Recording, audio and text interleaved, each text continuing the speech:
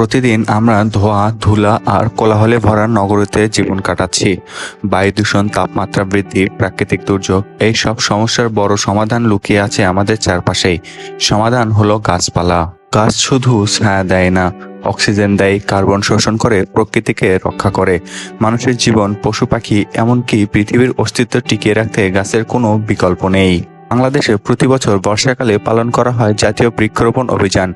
সরকার থেকে শুরু করে সাধারণ মানুষ সবাই এগিয়ে আসে পরিবেশ রক্ষায়। আজকের শহরগুলো কংক্রিটের জঙ্গল হয়ে গেছে। এখানে গাছ লাগানো মানে শুধু সৌন্দর্য নয়, বরং জীবন বাঁচানোর প্রয়াস।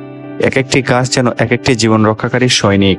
পরিবেশ বাঁচাতে হলে আমাদের সবার অংশগ্রহণ করা জরুরি। প্রত্যেকে যদি অন্তত একটি গাছও রোপণ করে, তবে আগামী প্রজন্মের জন্য আমরা রেখে যেতে পারবো সবুজ সুন্দর একটি পৃথিবী। যেভাবে গাছ লাগানো জীবন বাঁচায়, ঠিক সেভাবে নির্বিচারে গাছ কাটা আমাদের জন্য ভয়াবহ বিপদ ডেকে আনে।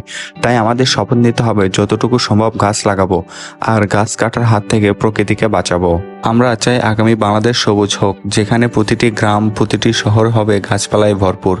আর এটাই আমাদের দায়িত্ব সবার।